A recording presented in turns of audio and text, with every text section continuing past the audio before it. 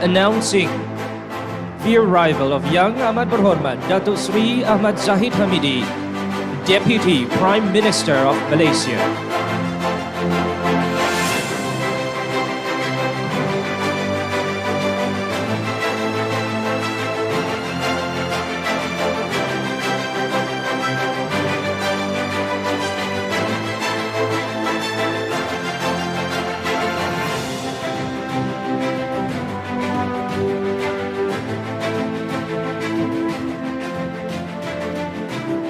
Ladies and gentlemen, if you could please remain standing for the singing of the national anthem, Negaraku.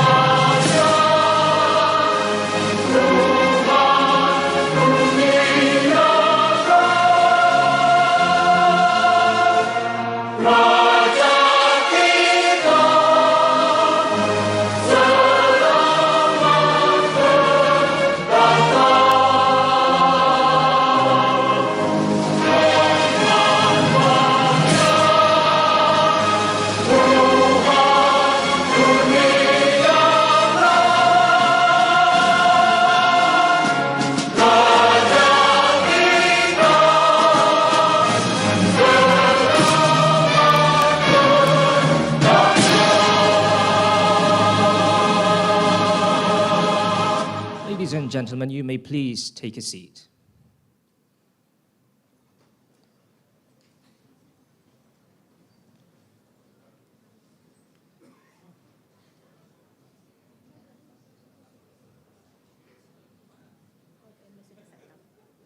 Okay. Just a short announcement. We would like to apologize because the Deputy Prime Minister, Yang Amat Berhormat Datuk Sri Ahmad Zahid Hamidi, unfortunately are not able to be with us today, but obviously the program will go on. Ladies and gentlemen, to kickstart this momentous occasion, we are proud to present to you a captivating Malaysian traditional dance performance by the talented kumpulan artis Cilik Tingkah Masyur.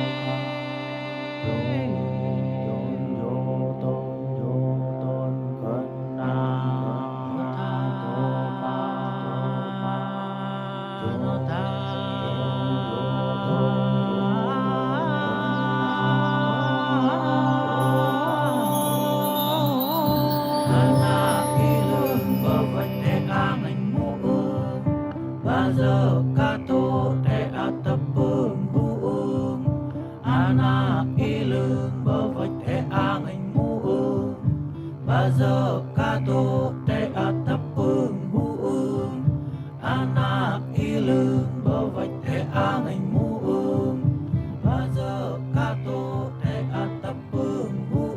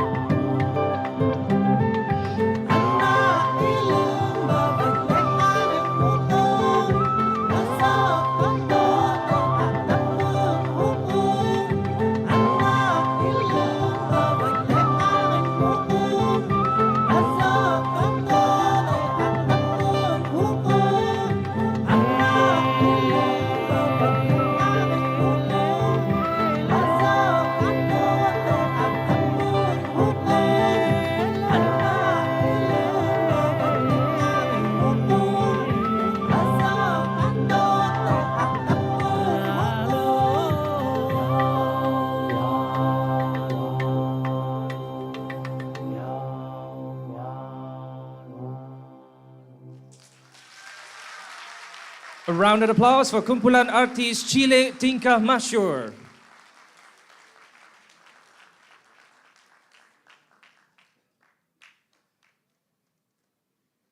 Goosebumps. Such an impressive, stunning performance. Bismillahirrahmanirrahim. Assalamualaikum warahmatullahi wabarakatuh. And a very good evening to all. Yang berbahagia, Professor Datuk Dr. Shahrin bin Sahib alias Sahibuddin, Vice Chancellor of University Technology Mara, UITM. Yang berbahagia, Professor Datuk Dr. Mazlan bin Abdul Ghaffar, Vice Chancellor of University Malaysia Terengganu, UMT. Yang berusaha, Dr. Muruga Rajaturai, President of the Commonwealth Medical Association. Members of the media and distinguished guests, my name is Muhammad Ahmad Hamdan, and I'll be your host for today. Welcome to the launch of the Lancet Countdown 2023 report on health and climate change. Thank you for taking the time to be with us today as we gather to witness the unveiling of the Lancet Countdown 2023 report on health and climate change. Now, this report is essentially serves as a compass that guides us through the intricate relationship between our health and the challenges posed by climate change. Now, before we proceed, I would like to invite Ustaz Adam Zakaria to say a prayer for blessings from Allah Subhanahu wa Ta'ala.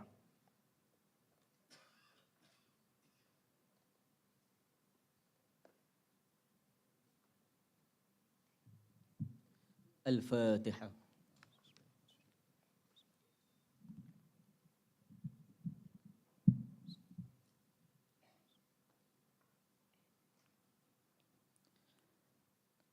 أعوذ بالله من الشيطان الرجيم. بسم الله الرحمن الرحيم. الحمد لله رب العالمين. حمدا كثيرا طيبا مباركا فيه. حمدا يوافي نعمه ويكافئ مزيده. يا ربنا لك الحمد كما ينبغي لجلال وجهك وعظيم سلطانك. والصلاة والسلام على سيدنا محمد وعلى آله وصحبه أجمعين. اللهم اغفر لنا ذنوبنا ولوالدينا وارحمهم كما ربونا صغارا. اللهم يا رحمن يا رحيم. On this blessed day, in conjunction with the launching of the Lancet Countdown 2023 report on health and climate change, we beseech thee and are grateful towards you in favor of all the infinite blessings to us to live in safe and prosperous life. We seek your blessing for a fluency progress of this program from the beginning till the end. We also seek protection from you against anything that may blemish or harm our gathering, and from anything that distracts us from obeying you. To you we entrust all our affairs, and to you we surrender, placing our hopes in you. May all our efforts and deeds throughout our lives be counted as righteous and virtuous, so that they may serve as provisions when we stand before you on the day of resurrection. O Allah, we ask you for help, restraint, trustworthiness, good deeds, and contentment with the decree. Ya Wali, Ya Azim, save us from all disasters, epidemics of dangerous diseases. Protect this world from destruction because of climate change caused by human action. Sufficient for us is Allah, and He is the best disposer of affairs, and He is the excellent protector and the excellent helper. Allahumma ja'al jam'ana haza jam'an marhuma, wa tafarruqana min ba'dihi tafarruqan ma'suma, wa la taj'al fina wa la ma'ana shaqiyan wa la matrudan wa la mahruma. Rabbana alayka tawakkalna wa ilayka anabna wa ilaykal masir.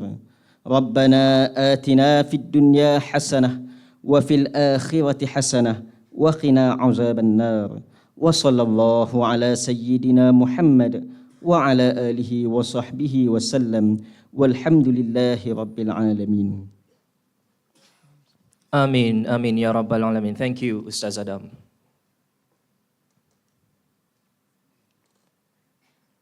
Ladies and gentlemen, without further ado, I would like to welcome Yang Berbahagia, Professor Dr. Shahrin bin Sahib, alias Sahibuddin, Vice Chancellor of University Technology Mara UITM, to deliver his welcome speech.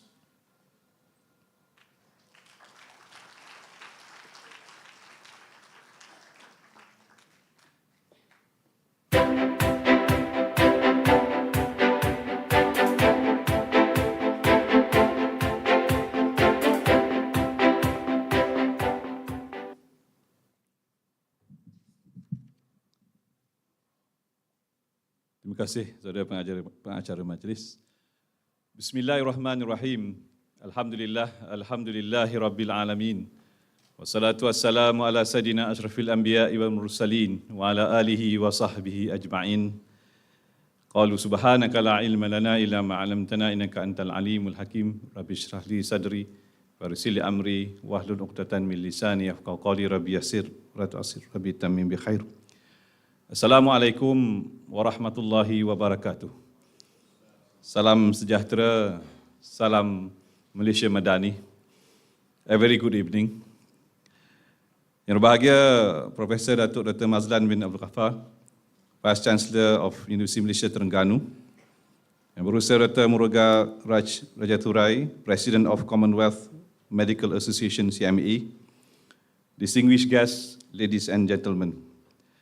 Alhamdulillah, praise be to Allah Subhanahu wa Ta'ala, the sustainer of the worlds, for granting us the opportunity to gather for this significant event.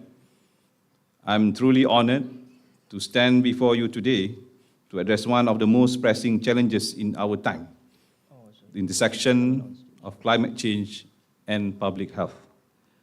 On behalf of UITM, I extend a warm welcome to everyone gathered here for the launching of the Lancet Countdown on Health and Climate Change 2023 report. A special acknowledgement and warm welcome to all our honored guests, and thank you to everyone for making your presence here today. Ladies and gentlemen, as we delve into the Lancet Countdown 2023 launch, we are not merely dissecting data, but also confronting the reality that climate change is unequivocally a health crisis. This issue transcends boundaries, affecting every corner of our globe and impacting the well-being of communities, societies, and ecosystems. As a leading institution in education, UITM is always committed to playing a vital role in research, addressing the challenges posed by the climate change, and recognizing the urgent need to integrate health consideration into the broader discourse on climate action. we are definitely dedicated to fostering an environment that encourages innovation and collaboration to propel us towards sustainable solutions. As ascertained in Lancet Countdown 2023 finding, it is imperative to consider the local context, acknowledging the unique challenges faced by our own communities. Significantly, UiTM is positioned to be a catalyst for change, leveraging on our expertise, resources, and partnership to drive initiatives that contribute to both climate resilience and public health. Excellencies, ladies and gentlemen, climate inaction is costing life and livelihood.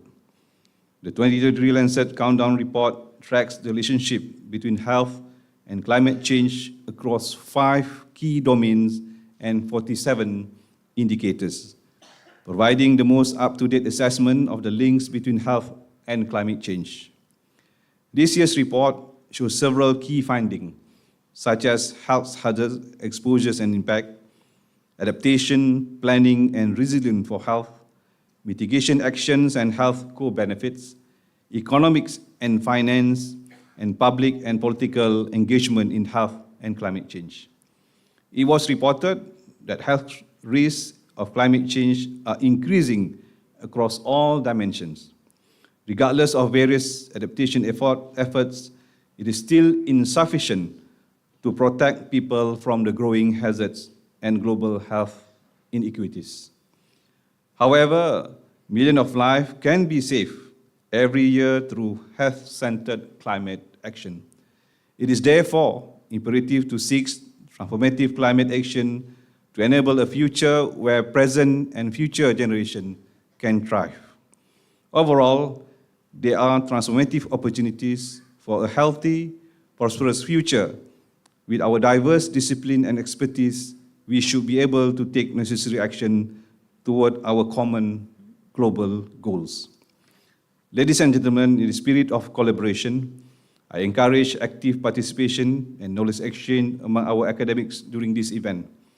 Let us deploy the best available science to track progress on health and climate change and commit to initiatives that propel us towards a future where the health of our planet and its inhabitants is safeguarded. In closing, thank you again to all distinguished His Excellencies, to everyone who has contributed to the success of this event, and may you all find this experience beneficial and rewarding. Thank you all. Wabillahi taufiq. Wassalamualaikum warahmatullahi wabarakatuh. Thank you. Thank you, Yang Berbahagia Professor Dato' Dr. Shahrin.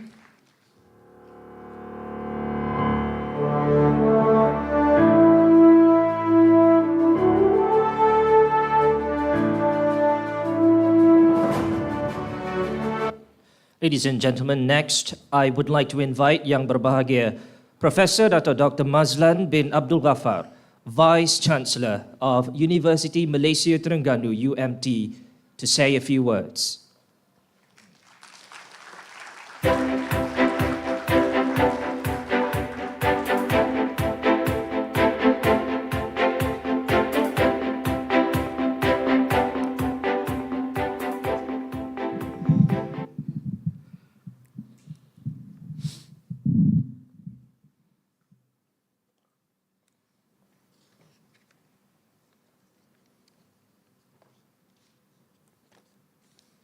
Thank you, our Master Sovereign, for this evening.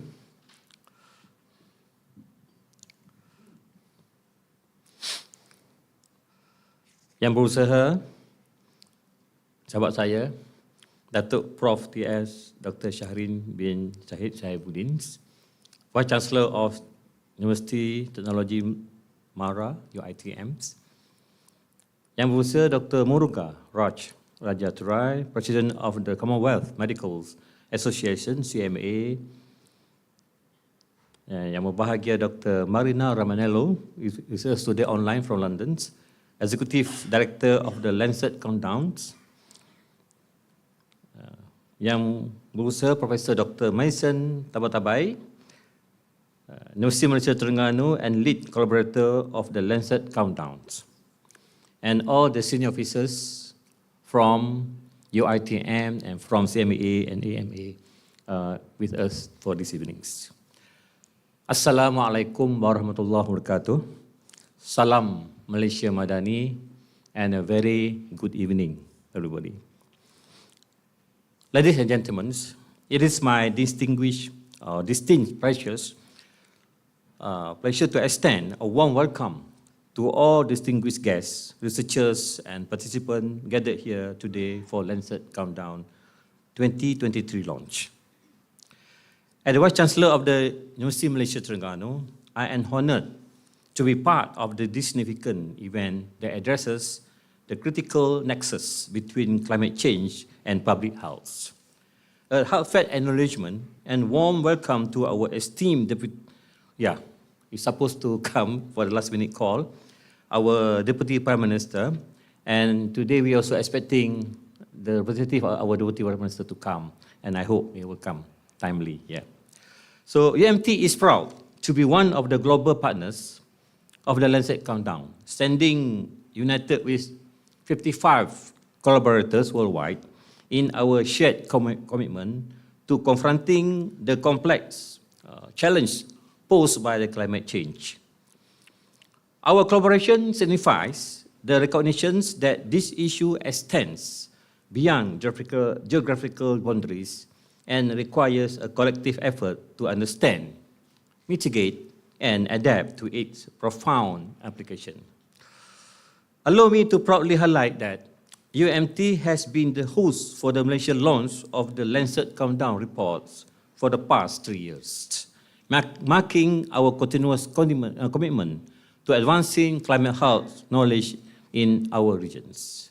At UMT, we are actively engaged in pioneering research, particularly in the realm of food security and future food, which intersect directly with the Lancet Countdown's focus areas. Our commitment to advancing knowledge and finding sustainable solutions align seamlessly with the Lancet Countdown missions. I wish to express sincere appreciation for the cooperation and collaboration between UMT, CMA, and UITM. Together, our collective effort amplify the impact of our initiative in addressing the challenge posed by climate change on public health. As we navigate through the Lancet Countdown 2023 findings, I urge each of you to consider the impact of climate change on the food security and the subsequent implication for public health. UMT, through its research initiative, strives to contribute valuable insight that can inform policies and practices, ultimately fostering resilience in the face of these interconnected challenges. Our institution believes in the power of knowledge exchange and collaborative efforts. This event serves as a platform for us to collectively explore avenues for impactful action inspired by the Lancet Countdown evidence-based approach. I look forward to rich discussion and collaboration that will unfold during the event, and I am confident that the outcomes will propel us toward a future where the health both of our planet and its inhabitants is safeguarded. Thank you. Wabillahi taufiq wa hidayah. Wassalamualaikum warahmatullahi wabarakatuh.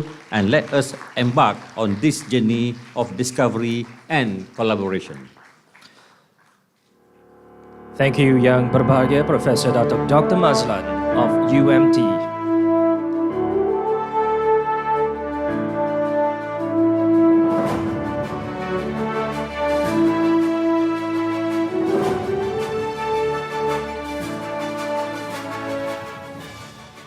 Ladies and gentlemen, now brace yourselves for an exciting journey into the Lancet Countdown 2023 report on health and climate change.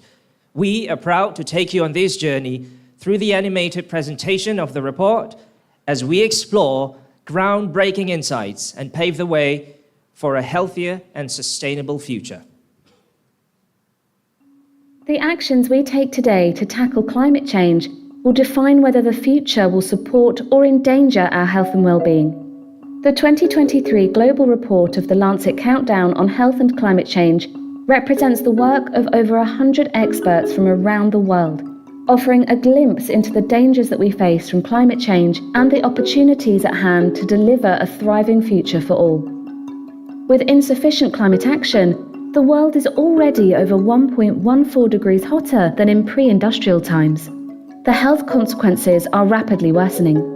Record-breaking extreme weather events affected every continent in 2022. Heat-related deaths of adults over 65 have risen by 85% since the 90s, over twice the increase expected if temperatures had not changed.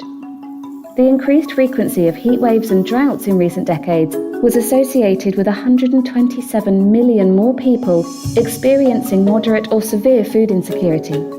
And new locations are now suitable for the transmission of deadly infectious diseases. These impacts could be an early sign of the future in store, with new projections this year revealing that people around the world could face devastating increases in all these health harms in a 2-degree heating scenario. But current policies put the world on track to 2.7 degrees of heating by the end of the century. Climate action has never been more urgent. Despite this consensus, the largest fossil fuel companies have continued to expand their production plans since last year, taking us further off track from the goals of the Paris Agreement. Private bank lending to the fossil fuel sector has also increased in recent years to a sum of $572 billion. And 78% of governments assessed keep providing net subsidies for fossil fuels despite their health harms. Though the renewable sector is growing, the most vulnerable countries are being left behind in the adoption of clean renewable energies, leaving families reliant on the burning of dirty biomass and fossil fuels in their homes and exposed to health-harming air pollution. Transitioning away from fossil fuels and accelerating the just adoption of clean renewable energy can help prevent 1.9 million deaths each year caused by fossil fuel-derived air pollution. Communities facing energy poverty could gain the reliable energy access that is essential for good health. Affordable, low-carbon diets would curb agricultural emissions and prevent 7.8 million deaths every year. And greener, people-centered cities resilient to climate change would also transform people's physical and mental health. Ambitious action now to rapidly curb emissions can deliver health benefits for us all, reduce health inequities, and reduce pressure on our strained health systems. The leadership of the health community will be essential in delivering these ambitions, and ensuring people's health and well-being are at the centre of our climate response. Today, this transformative, healthy future is within our grasp. Find out more and read the latest Lancet Countdown report at lancetcountdown.org. Ladies and gentlemen, a round of applause for the inspiring and informative animated presentation of the Lancet Countdown 2023 report on health and climate change. Now, before we proceed further, it is worth noting that the Lancet Countdown 2023 report has garnered substantial global attention. Just in the first 12 hours after it was published, the report had been covered in over 1,000 articles, including by prominent news outlets such as the New York Times, BBC, The Guardian, CNN, Euronews, and Reuters, to name a few. Now, these outlets have played a major and crucial role in amplifying the report's findings on the intersection of climate change and health to the global community. Now, to walk us through some of the highlights of the report, please welcome two brilliant minds behind it, Dr. Marina Ramanello, Executive Director of the Lancet Countdown, and Professor Dr. Maysam Tabatabai of UMT.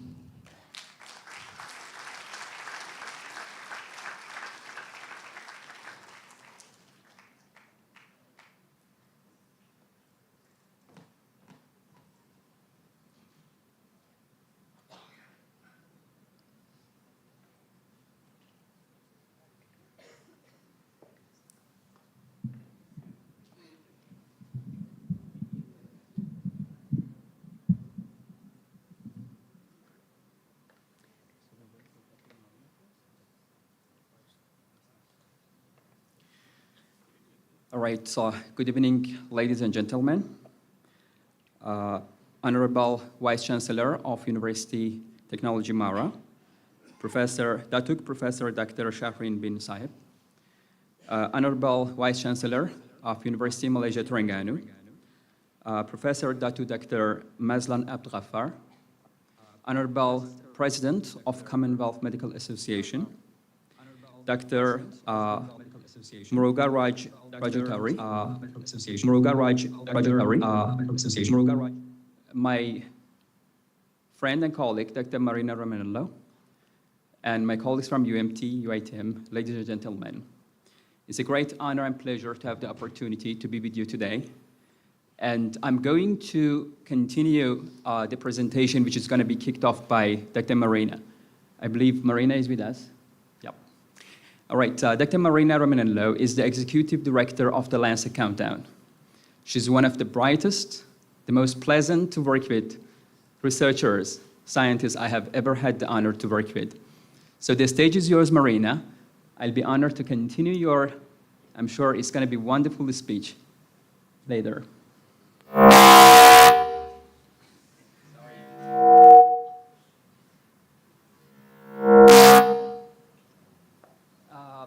We can't hear you, Marina, yet.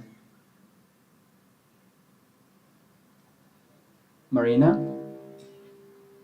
Right, maybe we need our technical team to help here. I'm going to share screen. Can you confirm that you're hearing me properly and that you can see the screen in both sides? Is that all working, Mason? Oh, yeah, we can hear you right now. Would you please start over because we could not hear you? Excellent. Well, I was saying, Mason, that you've been really kind, I think. Less to say, it's an honor for me to be here with you at the Malaysian launch of the Lancet Countdown report. It is an enormous collaborative effort to put this report together, but for us, it's so gratifying to see that universities, that leaders, such as the Honorable are looking at our results and are addressing the concerns that we're raising. So thank you so much for putting this event together. This year's report, as you can see on screen, is entitled The Imperative for a Health-Centered Response in a World Facing Irreversible Harms. And there's two things here that I wanted to note. First, the focus on a health-centered response. I'm currently in Dubai at COP28, and we will have the first health day. So the health component is elevated in climate negotiations, and we really are advocating for health-centered, health in all policies response. And the second thing is about the irreversible harms. When we talk about human losses, human damages, those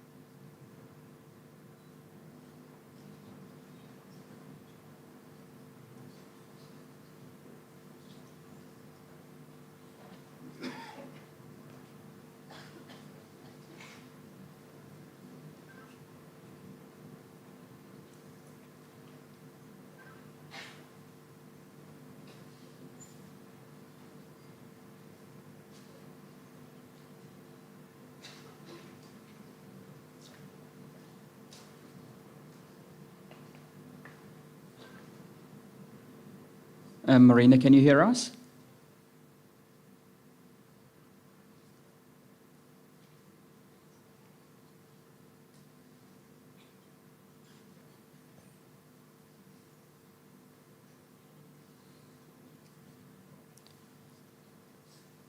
Apologies for the technical difficulties that we're experiencing right now.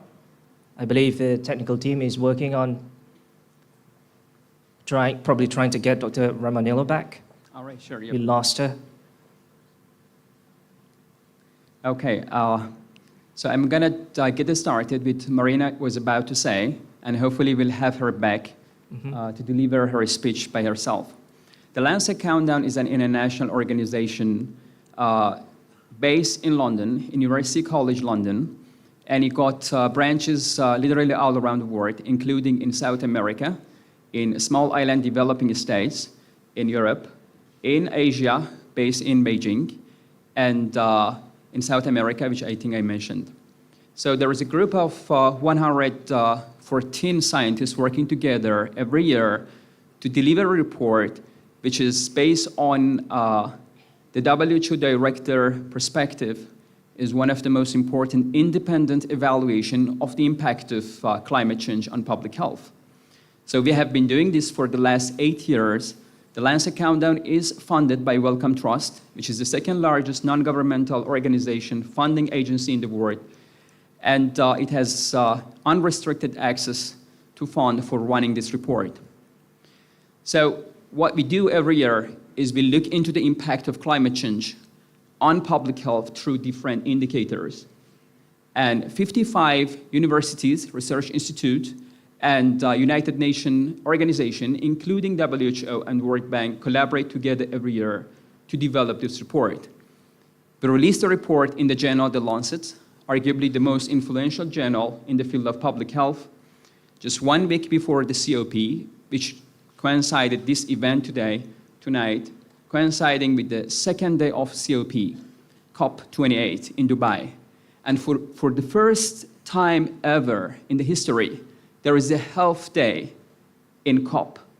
So it had never happened. So climate change was there before and the discussion, but the intersection of climate change and public health is being acknowledged more and more. And this year, we have the Health Day in COP28. So there are some key messages. I'm still hoping that we'll have Marina back, but I can walk you through some of the main findings of 2023 report while we are still hoping to have Marina. So if you kindly, my colleagues up there in the control room, if they can present my slides, please.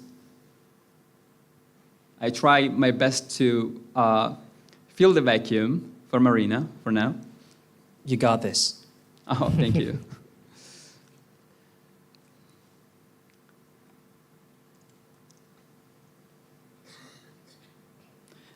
While the slides are coming up, I should also extend an appreciation to CMA and the delegate here coming from all around the world. So CMA jurisdiction extend to 54 countries in the world, and this united action we are having tonight might have very important results later, because climate change is a very complicated problem, and complicated problems can only be addressed by unity. And my friends, medical doctors, you are at the forefront of this battle against climate change, because the society trusts you. They trust your uniform, they trust your profession, and your advice is going to play an important role. Do I have my slides, please?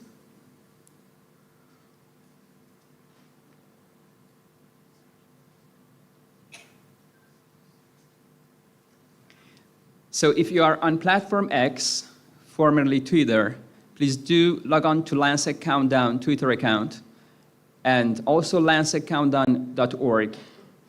And please get connected, stay with us.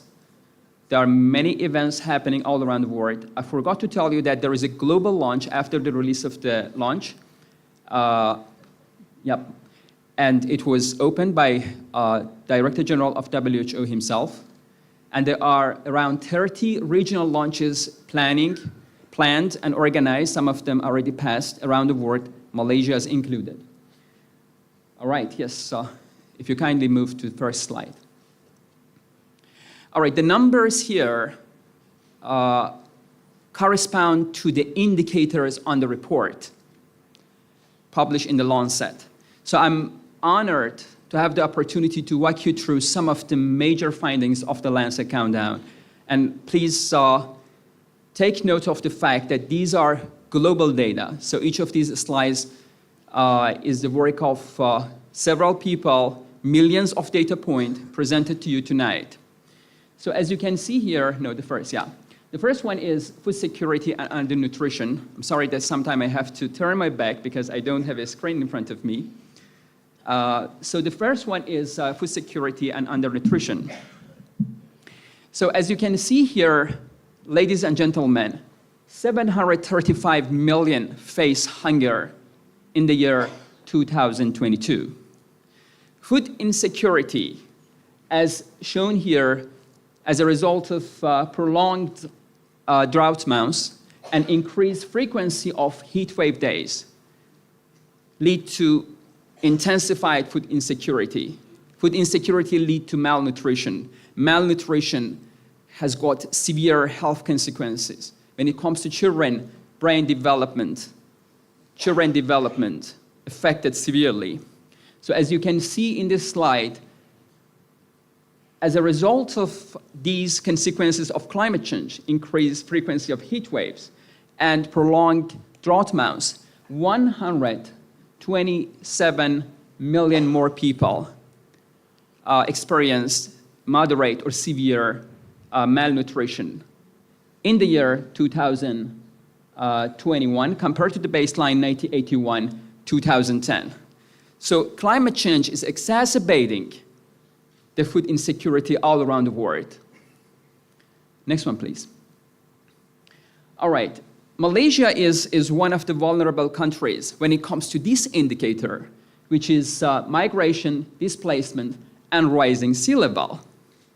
So in the year 2022, 153.8 million people were living less than 1 meter above the sea level. So this is the vulnerable population. There are many health consequences of rising sea level. We have tried to list it down, some of them here. Sea level rise can affect human health through episodic flooding, permanent inundation, erosion, soil and drinking water contamination, vector-borne and waterborne disease, and mental health impacts. So this population is growing, the vulnerable population, living because of the sea level rise. I mean, forget about the other impacts of sea level rise, where it's coming from, the meltdown of the glaciers, and losing the freshwater resources is another issue. But this is about displacement and forced migration happening as a result of climate change. Next one, please. This is another indicator. Yes. Energy system and health. You might have asked this question, why climate change is happening?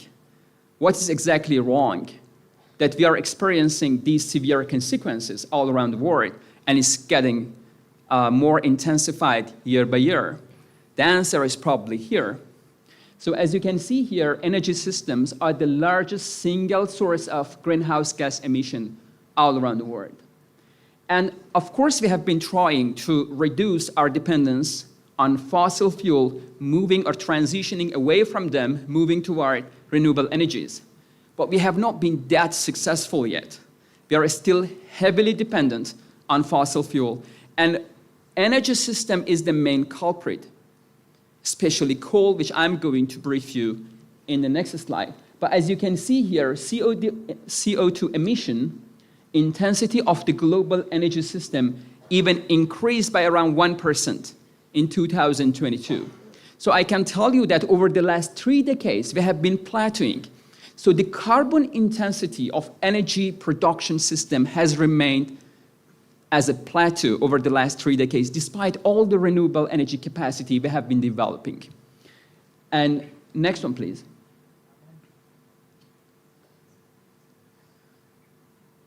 Yeah, next slide, please.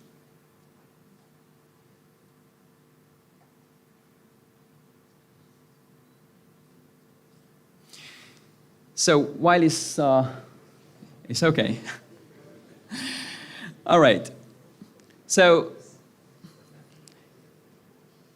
the energy system, you might think that, for example, we are talking about oil. No, the main culprit is coal.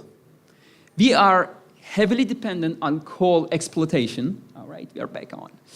All right, next one, please. Yeah. Okay, yep. So still 80% of our energy needs are being met by fossil fuels, and coal has a major share here.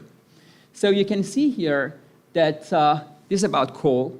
So global use of coal in the energy system, a major contributor to air pollution and GHG emission, accounting for 26.7% of total energy supply in the year 2020.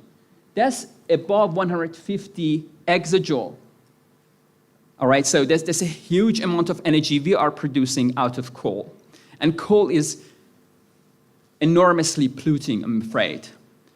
And let me tell you something about depletion of energy resources, which my personal perspective is a hoax. We are not gonna face depletion of fossil fuel anytime soon. We have 1,000 years of proven coal reserves. And we have a few hundred years or a couple of centuries of proven oil reserve. They are not gonna get depleted. But we are gonna get increased global average temperature in a few decades, which might be an existential threat to our species. So look at the second paragraph here while you're looking at the graph there too.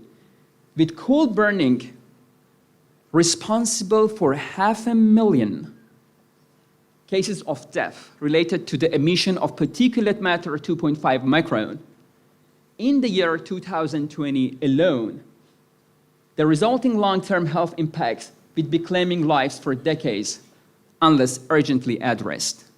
500,000 people die, ladies and gentlemen, every year as a result of exposure to particulate matter 2.5 micron, and you don't see it on any news. That's a huge number. Many of you are medical doctors here, so I think you can relate to it very well. Next one, please.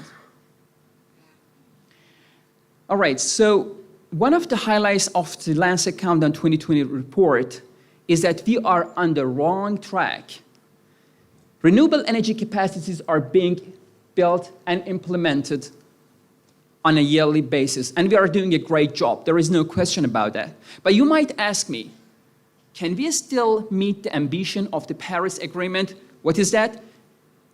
Maintaining or securing the maximum of 1.5 degree increase in global average temperature by the year 2050. I'm afraid not. It's not gonna happen. By 2050, with the current scenario, the global temperature, the average global temperature, the increase is gonna be over 1.5. What should we do if we want to achieve that? The growth rate of renewable energy should be 13 times more than what it is today. 1-3. If you want to achieve the maximum increase in global temperature of 1.5 degrees Celsius, this is a very long shot. And by 2050, another one. I earlier shared with you that almost 80% of our energy demands are being met by fossil fuels. This trend has to be reversed, meaning that by 2050, it should be opposite. 80% should be met by renewable energy, 20% by fossil fuel, which is exactly the opposite at this very moment. Next one, please. All right. So this slide is, I always, when I present this slide during my talks, I say this one blows your mind away. So because, as I said, 500,000 people dying premature as a result of exposure to particulate matter 2.5. And some of you might ask, definitely most of you know, but particulate matter 2.5 is one of the most significantly harmful emission around us. And this very hole could be very much contaminated, but you don't see.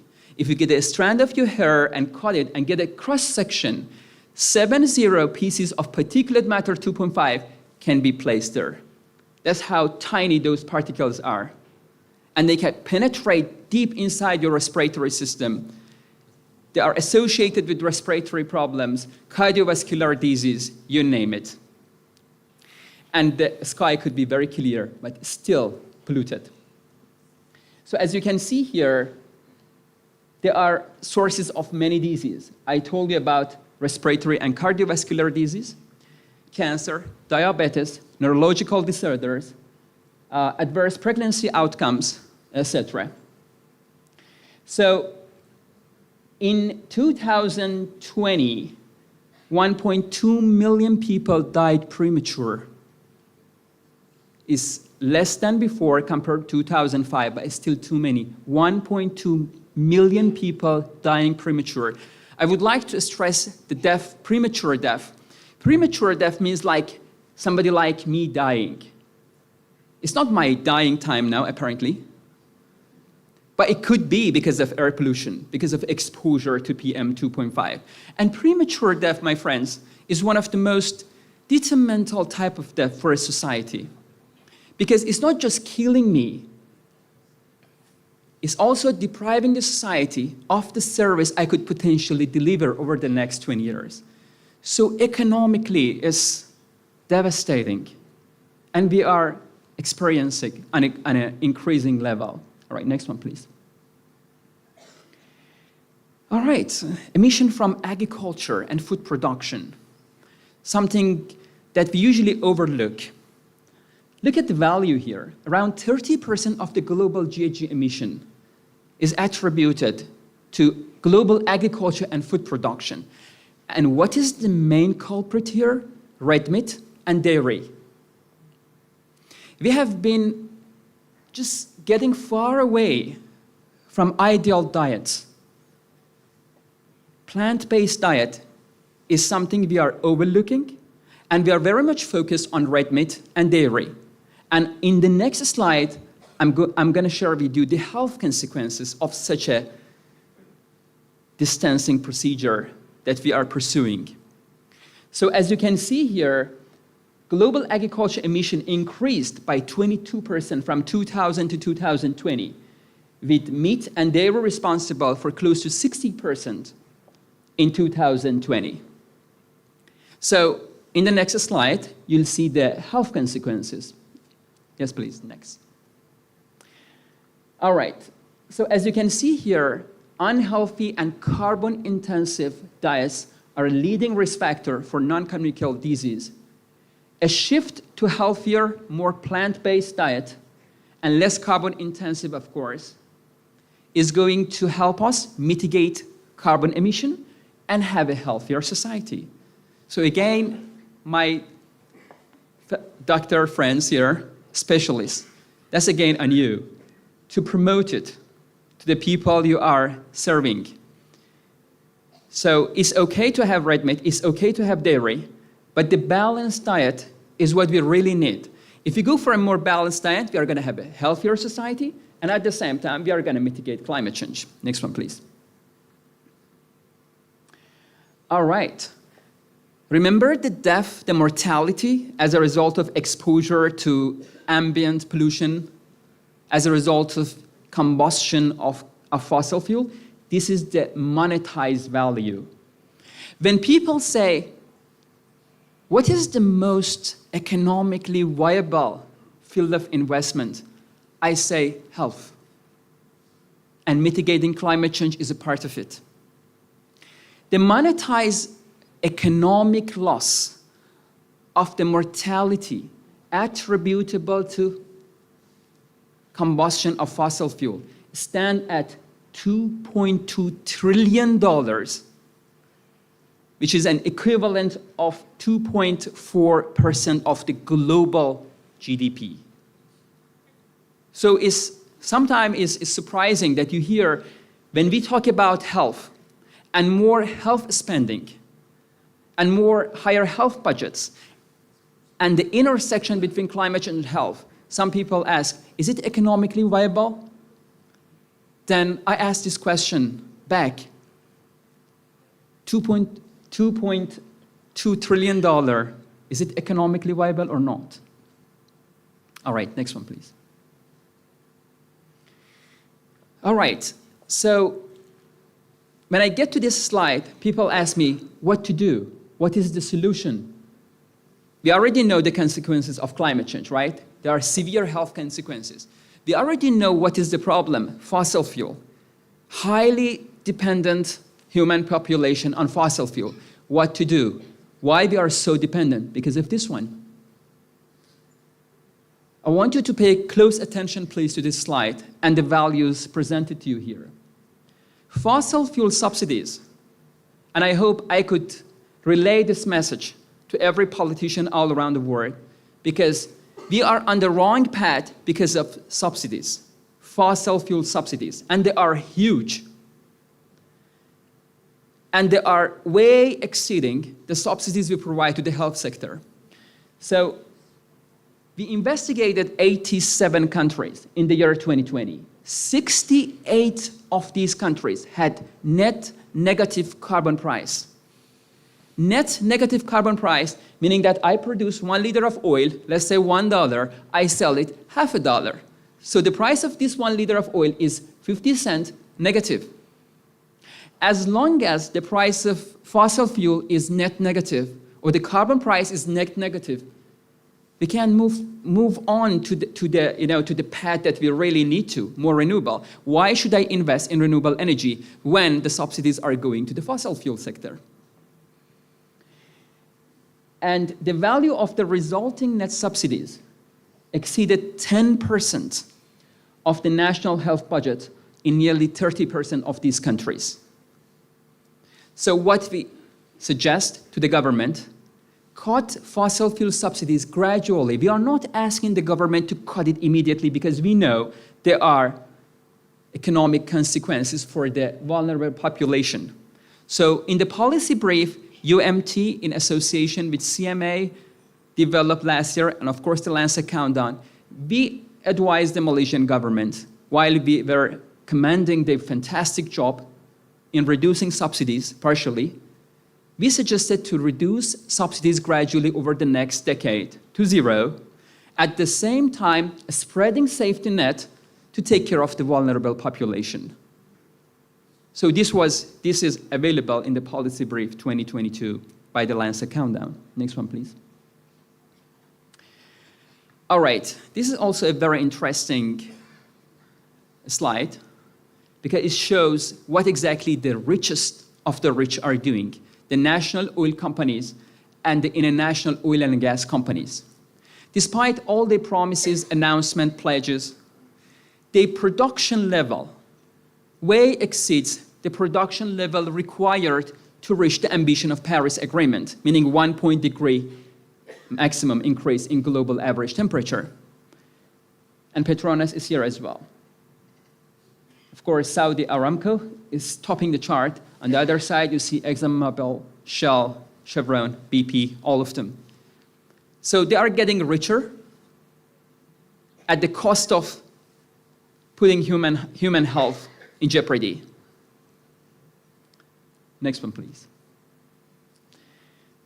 All right, so this is what we can do, this is what we are doing, and I hope we become one family after tonight and hold hands together and try to spread the news all around the world. So media engagement in health and climate change. Look at the trend over the last 2 decades. Climate change and health and climate change. 20 years ago, the intersection between climate change and health was very faint. Very few people knew that climate change is actually impacting health. And forget about the environment, because the planet Earth will rebuild itself.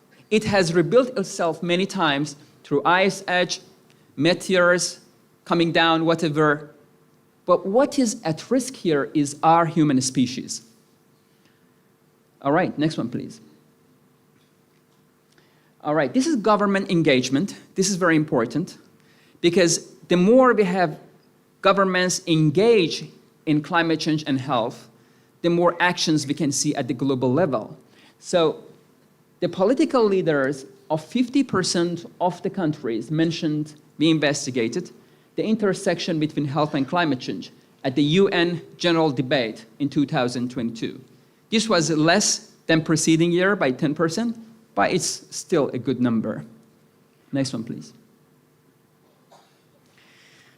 All right, my part of the speech is over, and I assume we haven't managed to have Marina back yet? Have we?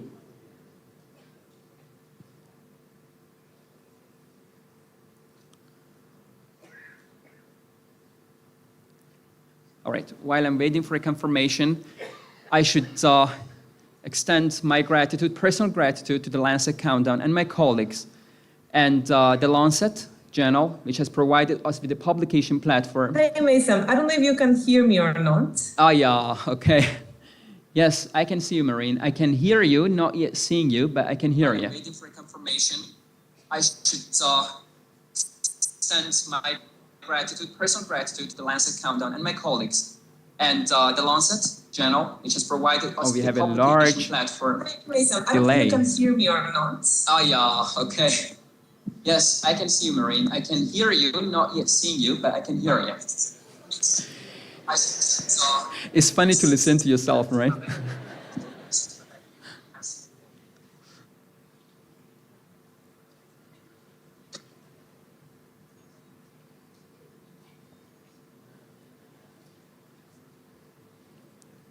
Is this going to work this time?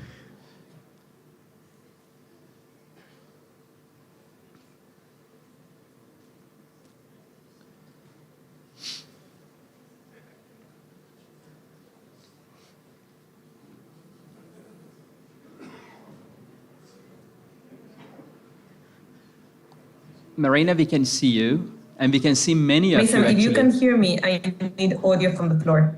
I can see you. I can hear you. Why we have too many Marinas, right?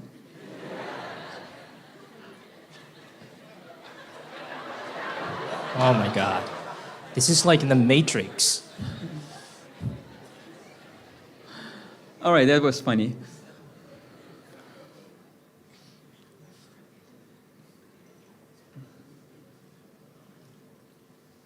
I'm very happy you're enjoying yourself. All right, so should we wait? I maybe you can take a question. All right, so I'm just curious to know. So from the map that you showed earlier at the beginning of your presentation, it shows that the world map and then global climate change seems to be impacting more on the Asian side as opposed to the Western hemisphere. And why is that? yeah, that's a very nice question. Climate change effects are disproportionate. Okay. So each of these indicators might be more highlighted in some parts of the world. For example, when I was presenting the world map about sea level rise and migration and displacement, as you could see, for example, Southeast Asia, including Malaysia, seem very vulnerable. And when it comes to drought, some other parts of the world are more vulnerable. So that's the tricky part of climate change effects, very disproportionate. So you see more rainfall in some parts of the world. We see severe drought in some other parts. So that's why we are all in this together. Nobody's safe from the adverse health impacts of climate change. And also on fossil fuels, you said that fossil fuels are going to stay for many, many more decades. That's correct. So what should we do now? Are we supposed to completely phase out fossil fuels? Yeah, phasing out fossil fuel is the ultimate solution. But we have to be realistic. We are meeting 80% of our energy demand through fossil fuel at the moment. We have 2 decades to phase out fossil fuel gradually, reducing the proportion from 80% to 20%, replacing them with renewable energies. And during these 2-3 decades, we have to take care of the economically vulnerable population. Because by removing subsidies, fossil fuel are going to phase out gradually. Renewable energy takes center stage. So some walks of the society are going to be hit hard by the economic consequences. Because let's say the price of petrol, now we are selling it 2 ringgit per liter, but actually the price is over 2 ringgit. All right? So if it goes high, the living cost goes high as well.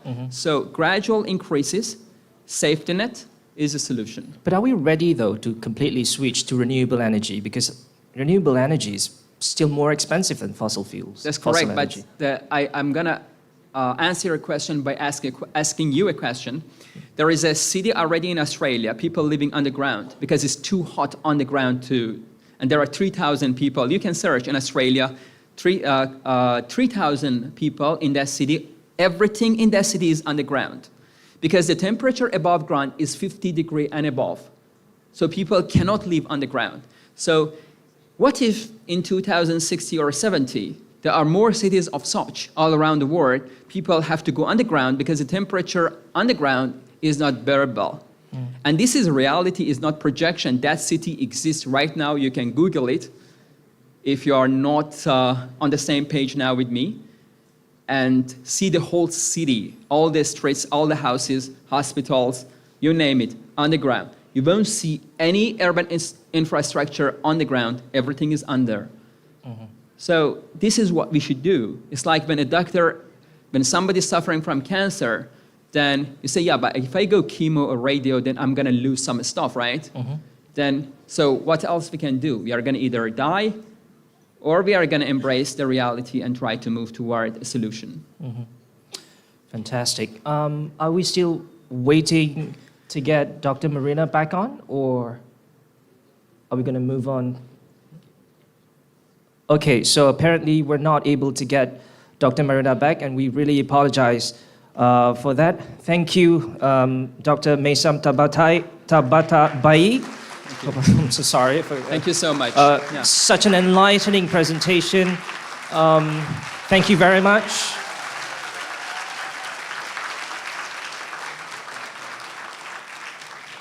We apologize once again for the technical issues earlier. We're not able to get Dr. Marina back on, but kudos to Dr. Maysam for putting up a great presentation nonetheless. Ladies and gentlemen, I would now like to invite Yang Berusaha, Dr. Muruga Raj Rajaturai, President of the Commonwealth Medical Association, to deliver his speech.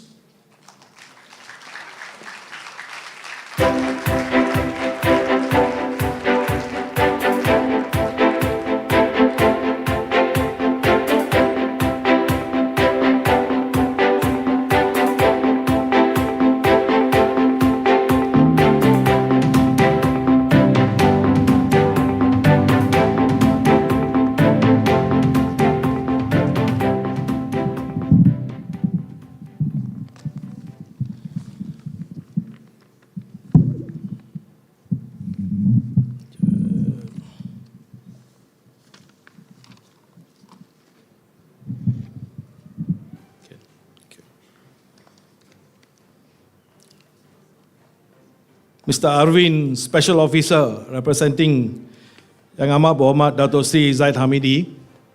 He's not here yet, but he's on the way. I'm going to just tell him that I addressed him when he comes. His Excellency Herman Pule, Ambassador from Namibia, and His Excellency Ambassador Mokam Mumba from Zambia. Yang bahagia Dr. Marina, yang bahagia Prof. Dr. Shahrin bin Sahib, Vice Chancellor of University Technology Mara, yang bahagia Profesor Dr. Mazlan, Vice Chancellor of University Malaysia Terengganu, yang bahagia Profesor Dr. Maysam Tabatabai, University Malaysia Terengganu and lead collaborator of the Lancet Countdown, Professor Jayalal, Secretary Commonwealth Medical Association, Fellows of the Commonwealth Medical Association, our new Public Relations Officer of the Commonwealth Medical Association, Dr. Bala, Dr. Kawinder Khaira, our President-elect of MMA, Dr. Siva, Deputy Secretary MMA, Dr. Namazi, past President MMA, Dr. Boy Saidi, President of Perdim, Dr. Su Tai Kang, President of MPKM, Dr. Koka Chai, President of Manipal Alumni, Dr. Paul, Vice President of FOMCA, Dr. Indrani, Secretary General FOMCA, Dean Manipal University, Professor Dr. Jayakumar, members of the Malaysian Medical Association, members of UMT, members of UITM, my organizing committee, distinguished guests, colleagues, and fellow advocates. I first like to apologize for the delay. If we followed the Atuchara, by now we would be having dinner. But the DPM, because of health reasons, he has had to be excused, and he has asked his special officer, Mr. Arvind, to represent him. And so he will be speaking on behalf of the DPM a bit later. So that's why we had to delay the activity a little bit. MMA and the Commonwealth Medical Association last year took part in the policy brief together with University Malaya Terengganu and Lancet. This year we are taking part in the launch. I see at the beginning of a very, very long working relationship with UMT, UITM and Lancet.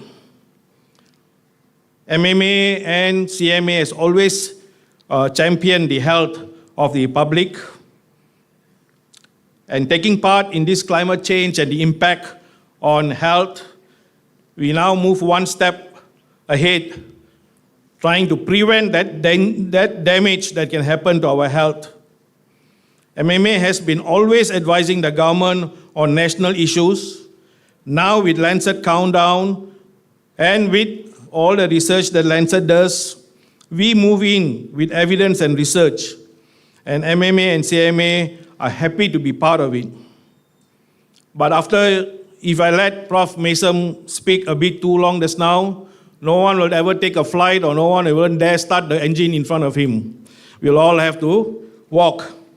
But life has to go on, and this is the starting, and we hope that we can do much better advising, and we can actually advise the government, we can make policy briefs, we can advise governments to actually cut down on fossil fuel and show them other methods.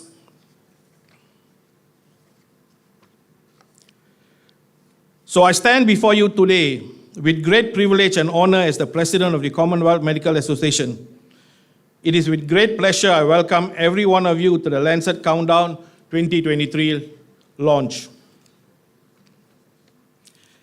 CMA, with its expansive jurisdiction covering diverse regions and populations, is committed to addressing the pressing issues at the intersection of climate change and health.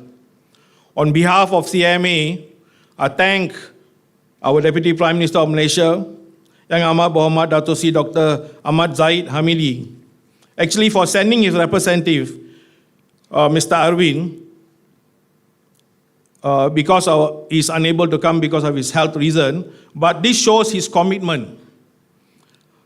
His commitment, however, underscores the importance of international collaboration in tackling the challenges posed by climate change to global health. As we navigate through the Lancet Countdown's latest findings, it is crucial to recognize the global reach and impact of our collaborative efforts in safeguarding public health. Our association spans across nations bound by the Commonwealth, and we take pride in our diverse membership, representing the wealth of experiences and challenges faced by healthcare professionals in different corners of the world.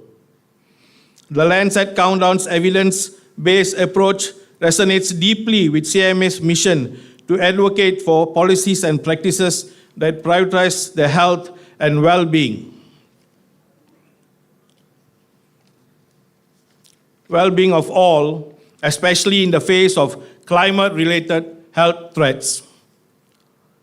Climate change as a global challenge requires global solution. Do you all agree? Again, I repeat, climate change as a global challenge requires global solutions. And that's why all of us have come together.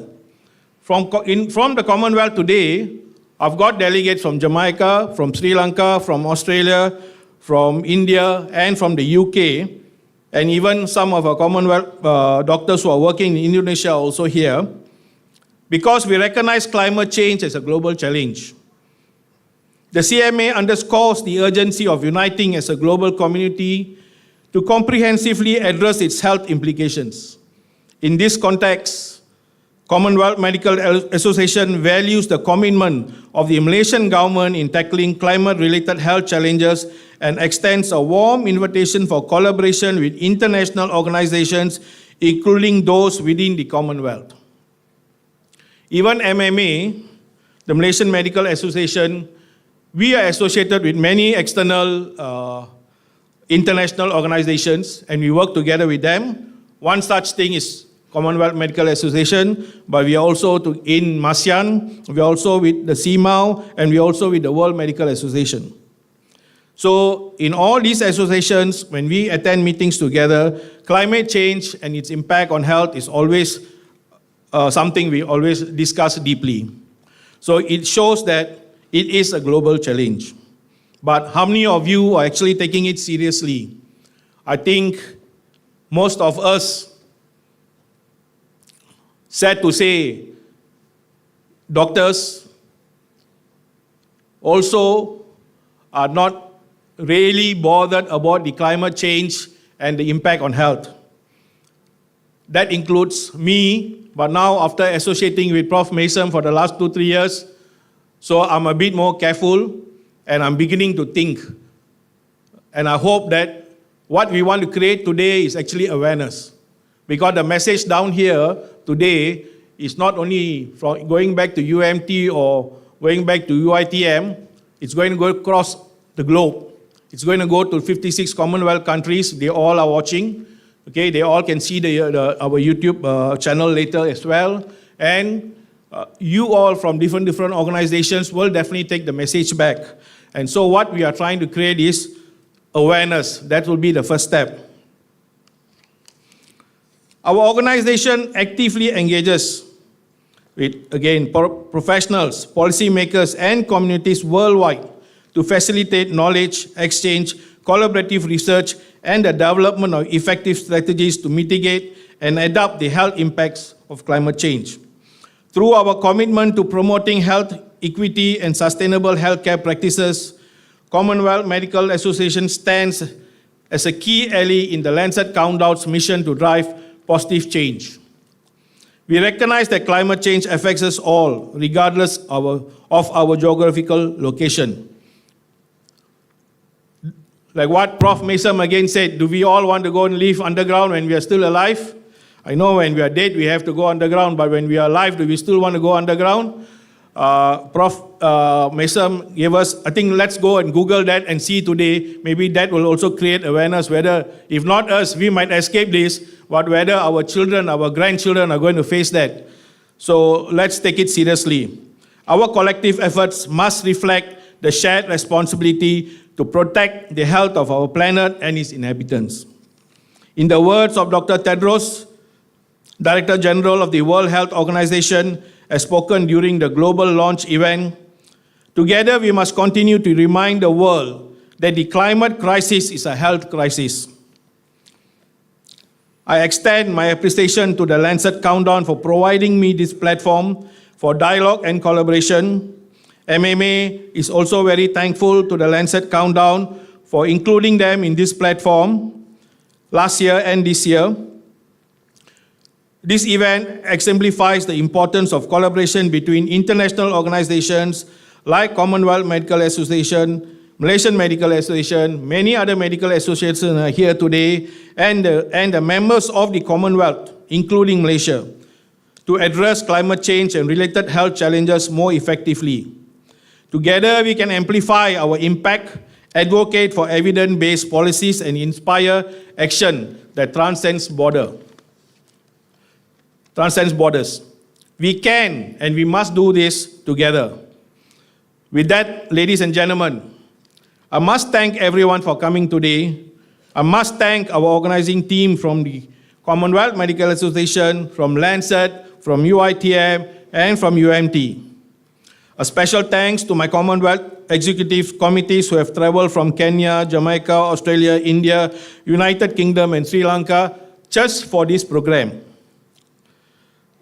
I will not let you go so fast because I still need to wait for our special officer.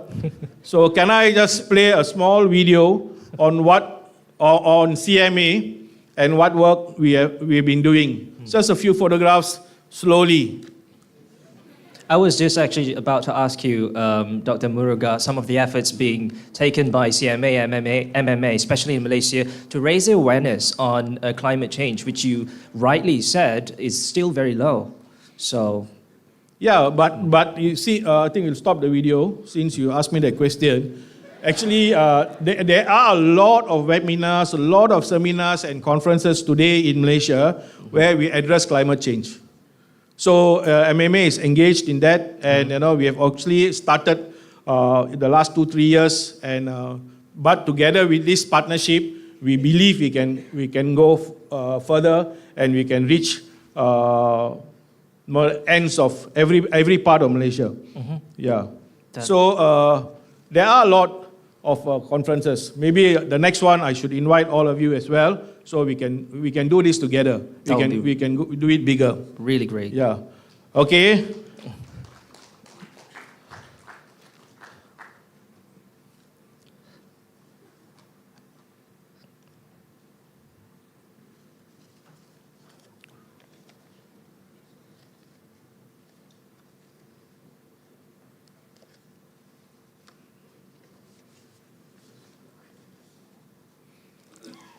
Mr. Arwin, welcome.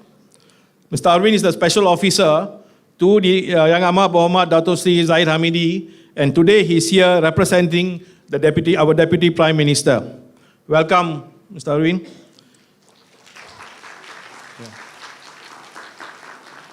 I finished my speech, but I've got a few minutes video which I already started. So I'll just give me that.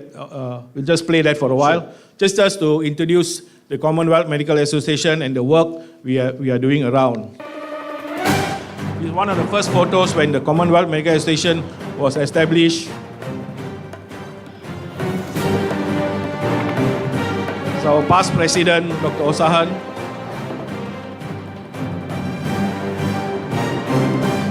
We take part in the British Medical Association meeting in Chogam.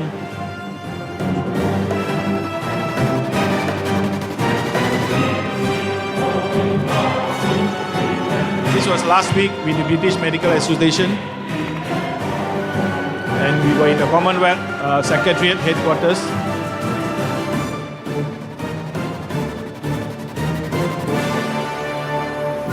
This is with all the ex-health ministers.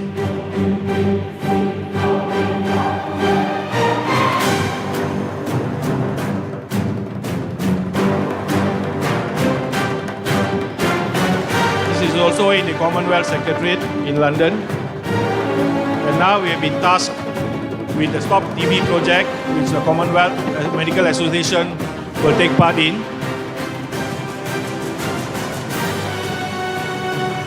This is with the Indian High Commissioner when he invited the Commonwealth Medical Association. This is an MOU with India. This is when I took over from the past President Dr. Osahan.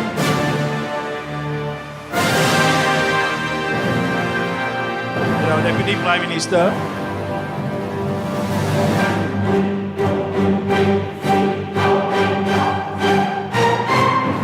This was photo taken a few years ago in Chennai.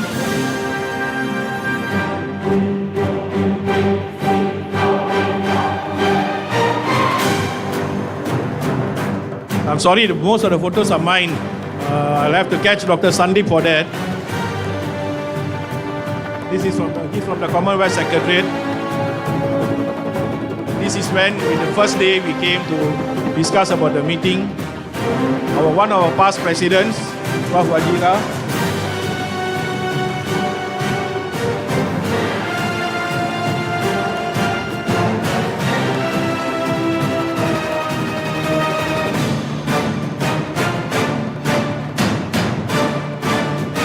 Commonwealth Secretary Suresh Yadav, and our bosses, Baroness Patricia Scotland, General Secretary of the Commonwealth,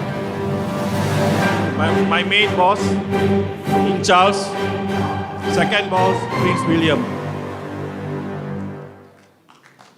Thank you very much.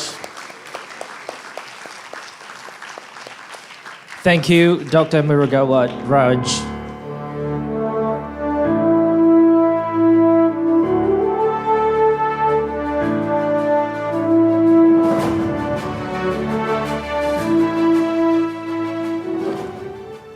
Ladies and gentlemen, now with great honor, I would like to invite Yang Berusaha Encik Arvin Apalasami, Special Officer, to Yang Amat Berhormat Datuk Seri Ahmad Zahid bin Hamidi, Deputy Prime Minister of Malaysia, to deliver Yang Amat Berhormat Datuk Seri Ahmad Zahid's keynote address and in turn officially launch the Lancet Countdown 2023 report on health and climate change. Please welcome Yang Berusaha Encik Arvin.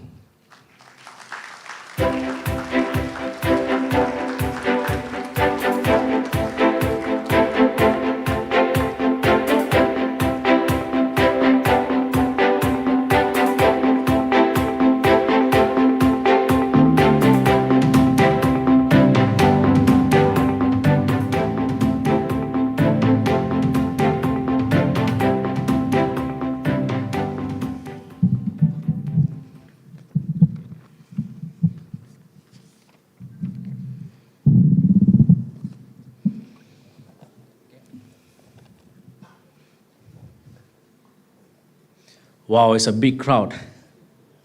First of all, extremely sorry for late. I'm so sorry because this is my third program for this day. So all the way I came from Cyberjaya. And salam sejahtera, salam madani.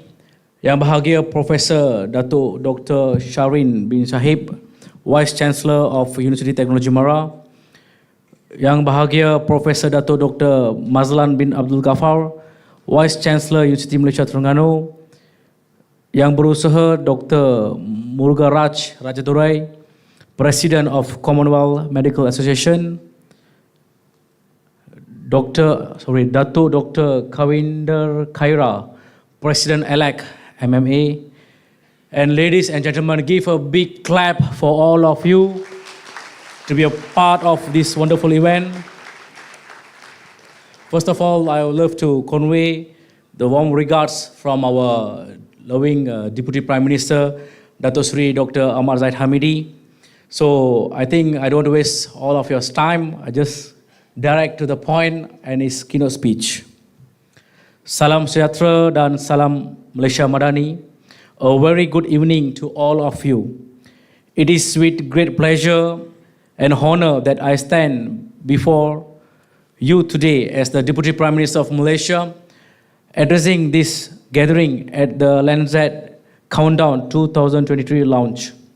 Allow me to extend my heartfelt congratulations to the organizers, particularly the Lancet Countdown, University Technology Mara, UiTM, Commonwealth Medical Association, CMA, and University Technology Malaysia, University Malaysia Terengganu, UMT, for creating this vital platform that converge the realms of health and climate change. The Lancet Countdown's 2022 report unveils critical findings that underscore the urgency of our collective response to the intersection of climate change and global health. In the year 2022 alone, individuals were exposed to an alarming 86 days of health-threatening high temperatures, a substantial portion of which can be attributed to human-induced climate change. This concerning trend demands our immediate attention and drastic efforts to mitigate its impacts. I am particularly proud and happy to acknowledge that our esteemed Dr. Muruga Raj Rajadurai is heading the Commonwealth Medical Association as president. Give a big hand to him. I would like to congratulate Dr. Muruga Raj and his association for the commendable work they do in all Commonwealth countries. Additionally, I extend a warm welcome to the CMA delegates joining us from different countries far away. Your presence adds valuable perspectives to this crucial discourse on climate change and global health. Ladies and gentlemen, I am proud to highlight the significant strides that the Malaysian government has taken and remains committed to in addressing the climate health agenda through initiatives such as national adaptation plan, and nationally determined contribution roadmap, we are actively working to reduce our carbon footprint and enhance climate resilience with a keen focus on protecting the health and well-being of our citizens. I would like to emphasize the gravity of the situation, echoing the sentiments of UN Secretary General Antonio Guterres. The expanding use of fossil fuels is tantamount to a death sentence for millions. We stand at a juncture where delay in climate change is unacceptable. The temperature rise must be limited to 1.5 Celsius to avoid the worst impacts of climate change, saving lives and safeguarding the health of our global community. In conclusion, I extend my gratitude to the Lancet Countdown for its tireless efforts in advancing climate health knowledge and action. Let us acknowledge the challenge before us and commit to transformative health-centered climate action. Congratulations once again to the organizers, and may our collective efforts pave the way for healthier, more sustainable future. Thank you for the opportunity. Thank you, ladies and gentlemen. Thank you, Yang Berusaha and Encik Arvin. If you could please remain on stage for the launch gimmick. And to proceed with the launch gimmick, I would now like to invite Yang Berusaha Dr. Murugaraj Rajaturai, Yang Berbahagia Professor Dr. Shahrin bin Sahib alias Shahibuddin, Yang Berbahagia Professor Dr. Mazlan bin Abdul Ghaffar, accompanied by UITM's very own medical students and young doctors to present the Lancet Countdown 2023 report on health and climate change to Yang Berusaha Encik Arvin Apalasami.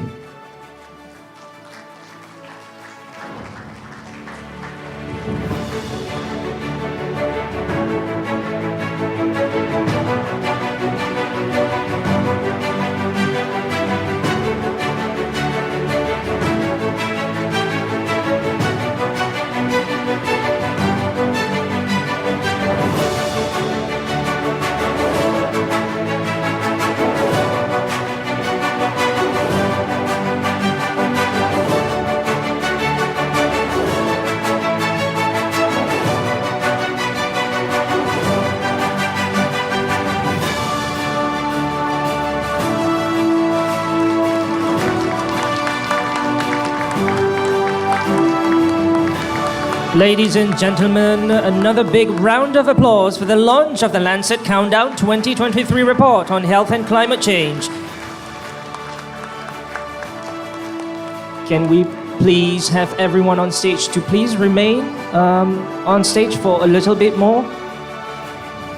Now, I would like to invite Yang Berbahagia Professor Dr. Shahrin bin Sahib alias Shahibuddin to present a special token of appreciation to Yang Berusaha Encik Arvin Apalasami.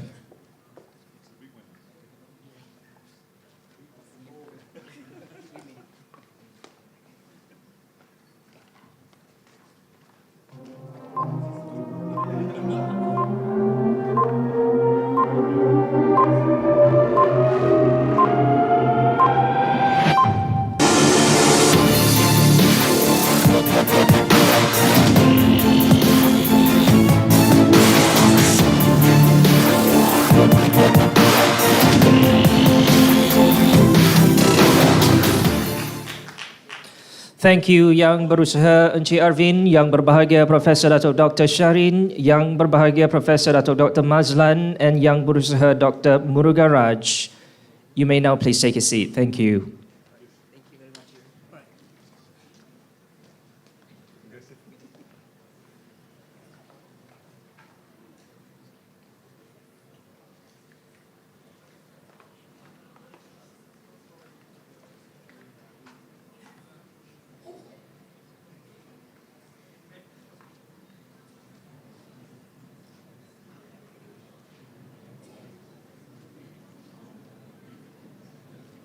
Ladies and gentlemen, we're almost at the end of our event today, but not quite yet.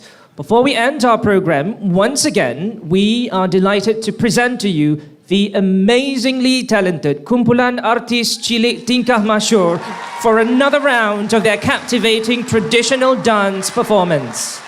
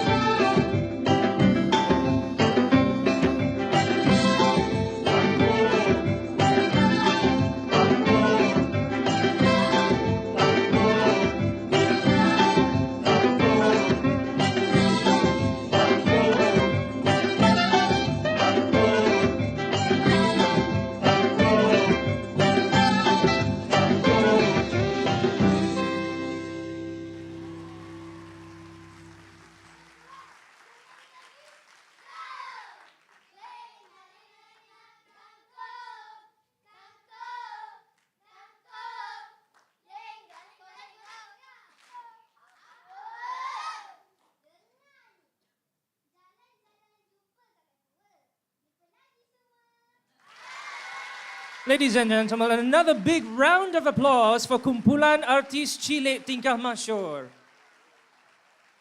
So adorable.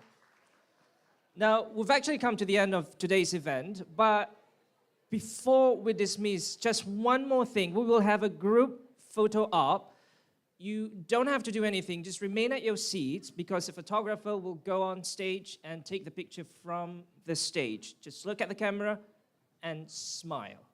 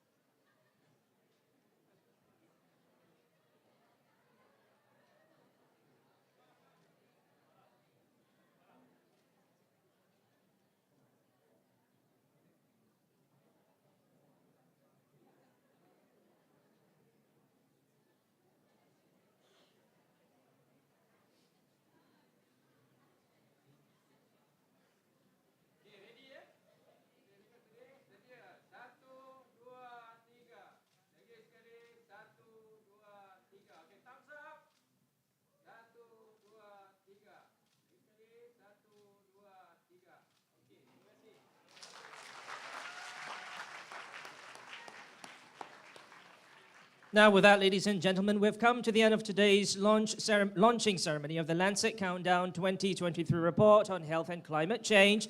Once again, a big thank you to Yang Berusaha Encik Arvin Apalasami, Special Officer to Yang Amat Berhormat Datuk Seri Ahmad Zahid bin Hamidi, Deputy Prime Minister of Malaysia, and all distinguished guests for making this occasion a success. We now invite everyone to our dinner reception at the designated area. On that note, thank you once again, and I hope to see you again soon. Terima kasih. Assalamualaikum warahmatullahi wabarakatuh.